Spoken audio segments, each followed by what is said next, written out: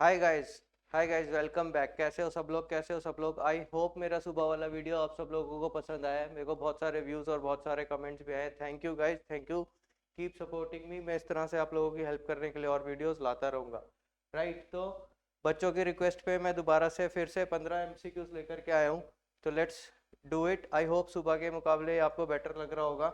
चलो स्टार्ट करते हैं विदाउट वेस्टिंग द टाइम। क्या लिखा है? In Mumbai, Salman found impurities in a bottle of soft drink which he had bought. He approached the redressal forum, which right he exercised the exercise by him. Right, तो उसने अपना कौन सा exercise किया है? राइट बचे, right to be heard और right to seek redressal, यही दो ऑप्शंस आते हैं हमारे मन में और सब बच्चों को इन दोनों में कंफ्यूजन रहती है। राइट, ये वाला क्वेश्चन अटेम्प्ट करने से पहले मैं इससे अगले क्वेश्चन पे चलता हूँ जो कि ऐसा ही है। Right, Ashish commented Ashish commented, I went to the store once to purchase a hair oil. The shopkeeper forced me to buy a particular brand of hair oil out of various available brands, right? Irrespective of my willingness, in another case, when my friend purchased a box of cheese from the brand X, she found a piece of stone in the cheese. She reported this to company and later in the week, company apologized and offered her a replacement. बच्चे, ये है keyword replacement. जब भी आपको replacement, removal, compensation इनमें से कोई word मिलेगा, then your answer will be right to seek redressal. Right to seek redressal, then your answer will be right to seek redressal. Right, यहाँ पर क्या है? ऊपर वाले क्वेश्चन के अंदर बिल्कुल सिमिलर टाइप का क्वेश्चन था, लेकिन यहाँ पर उसने अपना कौन सा राइट एक्सरसाइज किया है? कंपनी का अपना खुद का तो कोई कस्टमर केयर था नहीं, ये बंदा सिर्फ जाकर के रिट्रेसल फोरम में इसने जाकर अपनी बात करी है। इसको ये बात वहां पर जाकर कहने के लिए कौन सा राइट है इसके पास?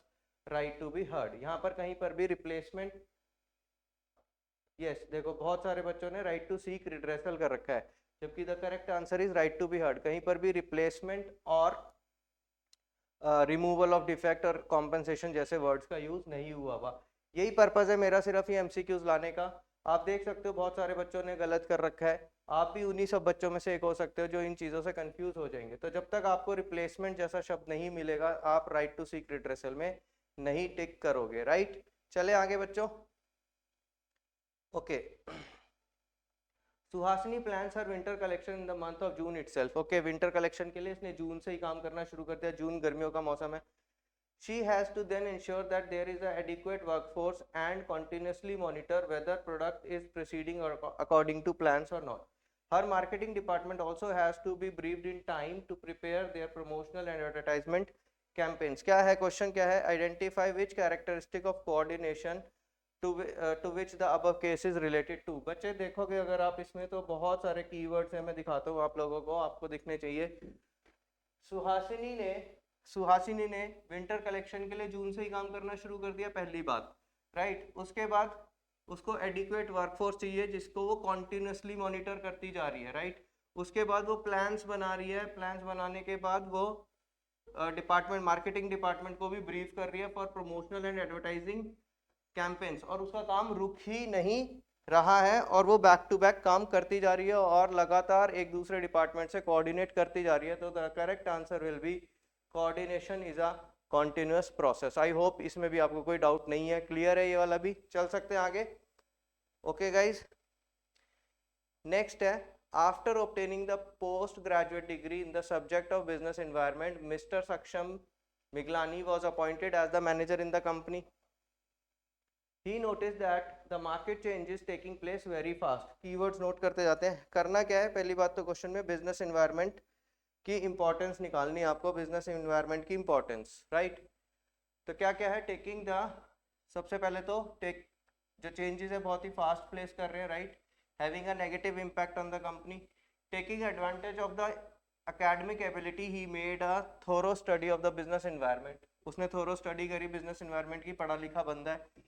Based on his study, he prepared a formula to cope up with the rapid changes taking place.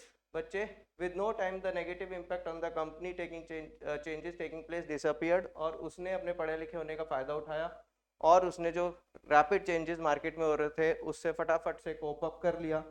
आपको डायरेक्ट ही आंसर मिल जाएगा इसके अंदर, तो आपको आंसर ही दे रखा है क्वेश्चन के अंदर। It helps in coping up with rapid changes. तो आपके पास जो ऑप्शंस है, तो करेक्ट ऑप्शन क्या है? It helps in coping up with the rapid changes. Clear है बच्चों? चलें आगे, चलते हैं। क्या है? Natural disaster like flood in Kerala lead to failure of production sales strategies of many companies. ठीक है, फ्लड आया केरला के अंदर और बहुत सारी कंपनीज की बैठे बैठे स्ट्रेटेजीज, सेल्स स्ट्रेटेजीज फेल हो गई। Which limitation of planning is highlighted? Planning leads to rigidity. ऐसा कुछ भी नहीं है यहाँ पर कि रिजिड प्लान था जो फॉलो नहीं कर सकते या चेंज नहीं कर सकते। ये नेचुरल डिजास्टर है, इसने आपको कुछ चेंज करने का मौका ही नहीं दिया, राइट? प्लानिंग में not work in dynamic environment. बच्चे डायनामिक एनवायरनमेंट कब होता है? डायनामिक एनवायरनमेंट, आपने एनवायरनमेंट, बिजनेस एनवायरनमेंट का चैप्टर पढ़ा है। 5 तरीके के हमारे पास एनवायरनमेंट्स हैं, social, political, legal, economical and technological. इनमें से कोई भी एनवायरनमेंट नहीं है ये नेचुरल एनवायरनमेंट है बच्चे। प्लानिंग रिड्यूसेस क्रिएटिविटी, क्रिएटिविटी दिखाने का मौका ही नहीं है। The correct answer will be planning does not guarantee success, because वो बोलते हैं ना, life have some other plans for you. तो यहाँ पर planning does not guarantee success, कि आपने प्लान तो बना रखा है लेकिन उससे सक्सेस होने की कोई गारंटी नहीं है, किसी भी रीजन की वजह से आपका प्लान फेल हो सकता है। क्लियर है? क्लियर है? आगे चलें। Okay, Mehak is working in a company on a permanent basis. As per the job requirement she is required to work for 8 hours a day and was free to work overtime. ठीक है, तो उसको 8 घंटे तो काम करना ही है और वो चाहे तो ओवर टाइम भी कर सकती है। Mehak worked overtime due to which she fell ill. बेचारी वो, उसने ज्यादा काम किया और वो बीमार हो गई and had to take leave from her work. No one showed concern. कितनी मतलबी दुनिया, किसी ने कंसर्न शो नहीं किया। And inquired about her health, किसी ने उसकी हेल्थ के बारे में भी नहीं पूछा। She realise that she was fulfilling only few of her needs while some other needs still remain unfulfilled या remain to be fulfilled। वो कौन सी नीड्स है बच्चों जो उसकी अनफुलफिल्ड रह जाएंगी? कौन सी नीड्स होंगी? बोलो बोलो बोलो। सोशल नीड्स जो है उसकी अनफुलफिल्ड है, क्योंकि कोई भी उससे बात नहीं कर रहा, कोई भी उसकी हेल्प नहीं कर रहा और कोई भी उसके तबियत के बारे में नहीं पूछ रहा। क्लियर है? क्लियर है बच्चों? चल सकते हैं आगे। Very good. फायदा हो रहा है आप लोगों को इन वीडियोस का? अगर हो रहा है तो बच्चों लगातार देखते रहो और अपने दोस्तों को भी शेयर कर दो। कल का दिन है हमारे पास, सिर्फ परसों हमारा बीएसटी का पेपर है, तो नॉलेज बांटने से बढ़ती है बच्चों। जैसे मैं तुम लोगों के साथ शेयर कर रहा हूँ, तुम लोग भी अपने दोस्तों के साथ शेयर करो, right? Even where members of the department willingly cooperate and work. ठीक है, तो विलिंगली कोऑपरेट एंड वर्क तो कर ही रहे हैं सब लोग। Willingly cooperate and work. A manager, बच्चे यहाँ पर तो मेंबर्स की बात हो रही है, यानी कि जो बाकी के लोग हैं फर्म के अंदर, वो लोग तो विलिंगली कोऑपरेट कर ही रहे हैं। लेकिन जो मैनेजर है, manager has to coordinate the efforts of the people in a conscious manner. उसको तो, मैनेजर को तो क्या करना पड़ेगा? कॉन्शियस मैनर में सब लोगों को कोऑर्डिनेट करके रखना पड़ेगा। मतलब जान के, किस लिए जान के? कंपनी के भले के लिए उसको जान के काम करना पड़ेगा, इंटेंशनली ये काम करना पड़ेगा, कॉन्शियस नहीं। यहाँ पर क्या हो रहा था? सारे मेंबर्स विलिंगली कोऑपरेट कर रहे हैं, लेकिन मैनेजर को क्या है? कॉन्शियसली, जानबूझ करके उसको सब लोगों को कोऑर्डिनेट करके चलना पड़ेगा। Identify the characteristic of coordination discussed above. तो कौन सा है बच्चे इसके अंदर? That management coordination is a deliberate process. Deliberate का मतलब क्या होता है? कॉन्शियस प्रोसेस है, डेलिब्रेट प्रोसेस है, खुद से उसको कोऑर्डिनेशन लानी पड़ती है। दो डिपार्टमेंट्स के बीच में लड़ाई हो रही है तो मैनेजर आंखें बंद करके नहीं बैठ सकता। मैनेजर को वो दोनों डिपार्टमेंट्स के बीच में जा करके झगड़े को सुलझाना पड़ेगा, so that overall objectives of the company can be achieved. Clear है बच्चों? चले आगे। Some friends join together and set up a multi product company। कुछ दोस्तों ने एक साथ मिलकर के स्टार्ट किया काम। क्या काम किया बच्चों लोगों ने? दोस्तों ने मिलकर के मल्टी प्रोडक्ट कंपनी बनाई। मल्टी प्रोडक्ट आ गया नाम, ठीक है। Their company makes 4 different products. 3 products of the company has been successfully launched, but the company has not succeeded to launch the 4th product in the market। ठीक है, company का चौथा product नहीं चला। बच्चों सुबह मैंने आपको स्ट्रक्चर के बारे में एक बात बताई थी, डिविजनल और फंक्शनल के बारे में। एक और बात समझ लो डिविजनल स्ट्रक्चर के बारे में, कीवर्ड बता रहा हूं, जब भी कभी आइडेंटिफाई करने के लिए आए। अगर किसी एक प्रोडक्ट के बंद करने से पूरी कंपनी बंद हो जाती है, अगर किसी एक प्रोडक्ट के बंद करने से पूरी कंपनी बंद हो जाती है, तो वो फंक्शनल स्ट्रक्चर होता है। दोबारा से बता रहा हूं, किसी एक प्रोडक्ट के बंद करने से पूरी कंपनी ही बंद हो जाए तो वो फंक्शनल स्ट्रक्चर होता है। लेकिन जब कंपनी मल्टीपल प्रोडक्ट लाइंस में काम करती है, जब कंपनी मल्टीपल प्रोडक्ट लाइंस पे काम करती है या मल्टीपल प्रोडक्ट्स पे काम करती है, जैसे ये वाली कंपनी है, इनके 4 प्रोडक्ट्स हुए 1 2 3 4, ये सक्सेस हो गया, ये सक्सेस हो गया, ये फेल हो गया, तो ये कंपनी क्या करेगी, इस प्रोडक्ट को बंद कर देगी। इस प्रोडक्ट को बंद करने से क्या ये कंपनी बंद हो जाएगी? नहीं। तो ये कौन सा केस है बच्चे? ये डिविजनल स्ट्रक्चर का केस है। तो ये एक कीवर्ड है, इस कीवर्ड को भी आप लोग हमेशा याद रखोगे, क्या कि अगर एक प्रोडक्ट बंद करने की वजह से कंपनी बंद नहीं होती है, then it will be a case of divisional organisational structure. Okay guys, clear है? क्लियर है, चले आगे। Very good. नेक्स्ट है, Harish bought a pain relieving ointment. Harish ने एक पेन रिलीविंग ऑइंटमेंट पढ़ा। पहले सबसे पहले तो लास्ट लाइन पढ़ो क्वेश्चन की कि उसको चाहिए क्या? चाहिए क्या उसको? पैकेजिंग चाहिए, level of packaging, primary secondary. अब आपका दिमाग क्या होगा? आपका दिमाग इस क्वेश्चन के अंदर उस हिसाब से चलने लग जाएगा कि किस किस लेवल की इसके अंदर पैकेजिंग है, राइट। तो यहाँ पर हरीश ने एक पेन रिलीविंग ऑइंटमेंट खरीदा। ऑइंटमेंट किस में आता है बच्चों? Just a second.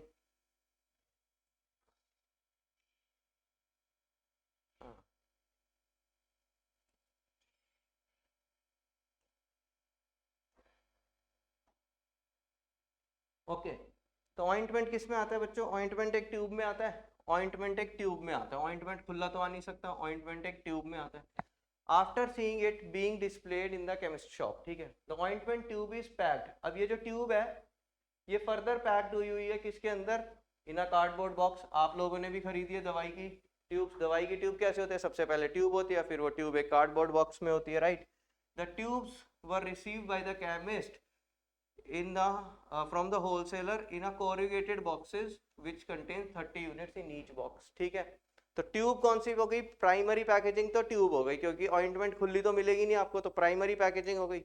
वो ट्यूब एक खुद एक कार्डबोर्ड के डब्बे में, तो वो सेकेंडरी पैकेजिंग हो गई। और ये जितनी भी 30 ट्यूब्स का एक जो डब्बा बनाया है वो पूरा का पूरा एक कॉरुगेटेड बॉक्सेस के अंदर आया, दैट इज ट्रांसपोर्टेशन पैकेजिंग। तो कौन से लेवल की पैकेजिंग इन्वॉल्व है इस क्वेश्चन के अंदर? Primary, secondary and transport packaging, यानी कि ऑल ऑफ द अबव, सारी तीनों लेवल की पैकेजिंग इस क्वेश्चन के अंदर आपको दिखाई दे रही है। क्लियर है बच्चों? आई होप आपको हेल्प हो रही होगी।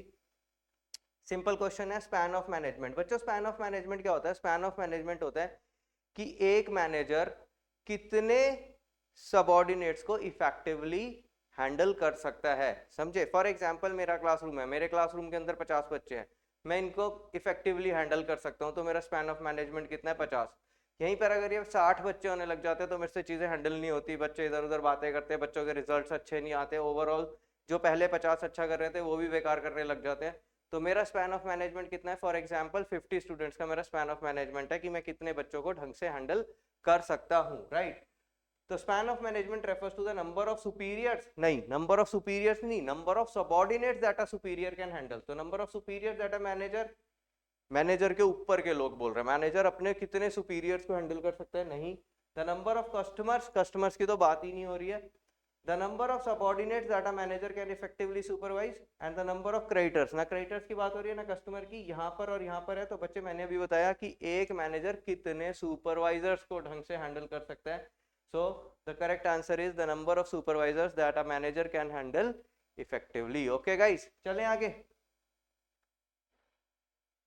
नेक्स्ट है shareholders prefer dividend. Shareholders prefer dividend as dividends are dash in the hands of shareholders. बच्चे ये लॉ है क्या कि शेयर होल्डर डिविडेंड्स जो है वो शेयर होल्डर्स के हाथ में टैक्स फ्री होते हैं, इसलिए उनको लगता है कि हमको डिविडेंड दे दो, क्योंकि उनके हाथ में तो टैक्स फ्री होते हैं डिविडेंड्स। तो ये वाला क्वेश्चन अगर आएगा आपके पास तो इसका आंसर होगा टैक्स फ्री। अभी अभी थोड़ी देर पहले किसी बच्चे ने मेरे से पूछा भी था, तो इसका आंसर यही है, the dividends are tax free in the hands of shareholders, so they want that the company should distribute the dividends. Okay guys, next चलते हैं आगे।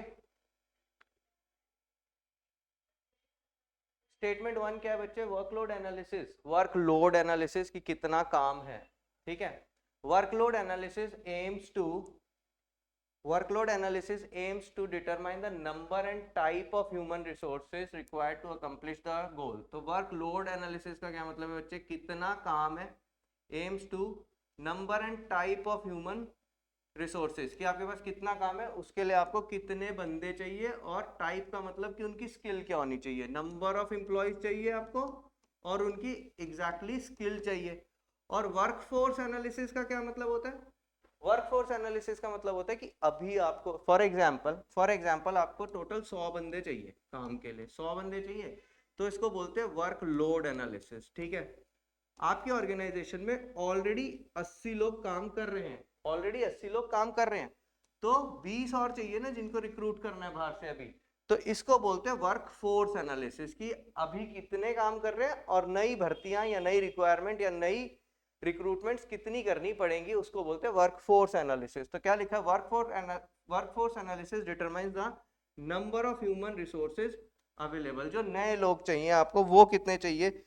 तो ये दोनों स्टेटमेंट्स ही करेक्ट है बच्चे, दोनों स्टेटमेंट्स करेक्ट है, both the statements are correct. Clear है, क्लियर है सब लोगों को। चले आगे बच्चे, ये एक इंपॉर्टेंट क्वेश्चन है, मेरे से किसी बच्चे ने पूछा था तो मैंने ये भी इंक्लूड कर लिया है।